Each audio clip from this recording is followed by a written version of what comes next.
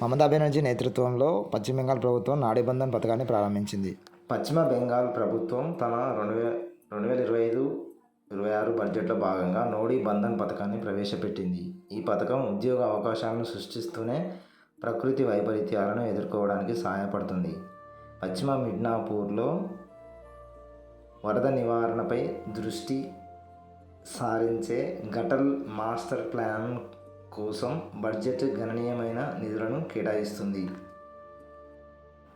నోడీ బంధన్ అంటే నదీ బంధం అని అర్థం మరియు నదులు మరియు చిత్తడి నేలలను అనుసంధానించడం లక్ష్యంగా పెట్టుకుంది. ఈ ప్రాంతాలలో నివసించే సమాజాలకు ఇది విభిన్న జీవనోపాధి ఎంపికలను సృష్టిస్తుంది. ప్రకృతి ఆధారిత పరిష్కారాల ద్వారా స్థిరమైన అభివృద్ధిని ప్రోత్సహించడానికి ఈ కార్యక్రమం రూపొందించబడింది. ఆర్థిక వృద్ధిని ప్రోత్సహించేటప్పుడు పర్యావరణ సవాళ్లను పరిష్కరించడంలో రాష్ట్రం యొక్క నిబద్ధతను ఈ చొరవ ప్రతిబింబిస్తుంది. నోడీ పథకం యొక్క లక్ష్యాలు. నోడీ బంధన్ పథకం యొక్క లక్ష్యాలు. నోడీ బంధన్ యొక్క ప్రాథమిక లక్ష్యాలు ప్రకృతి వైపరీత్యాలను ఎదుర్కోవడం, నదీ కోతను నివారించడం మరియు ఉద్యోగ అవకాశాలను పెంచడం. నోడీ బంధన్ పథకం నదీ కోతతో ప్రభావితమైన అనేక జిల్లాలను, ముఖ్యంగా ముర్షిదాబాద్ మరియు మాల్దాను లక్ష్యంగా చేసుకుంది.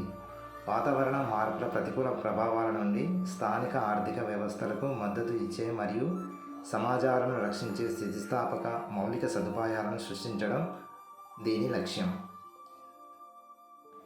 ఆర్థిక కేటాయింపు మరియు అమలు. నోడీ బంధన్ పథకాన్ని తక్షణం అమలు చేయడానికి బడ్జెట్లో 200 కోట్ల రూపాయలు కేటాయించగా, గటల్ మాస్టర్ ప్లాన్ కోసం మొత్తం 1500 కోట్ల అంచనా వ్యయం ఉంది.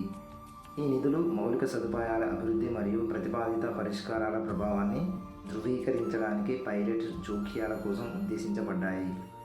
అమలు ప్రక్రియకు మార్గనిర్దేశం చేయడానికి ప్రభుత్వం జల సంబంధ నమూనాలను ఉపయోగించాలని యోచిస్తోంది. స్థానిక సంఘాలపై ప్రభావం. నోడీ బంధన్ వ్యవసాయం మరియు చేపల పెంపకం కోసం ఎంపికలను విస్తరించడం ద్వారా స్థానిక సమాజాలను ప్రభావితం చేస్తుందని భావిస్తున్నారు.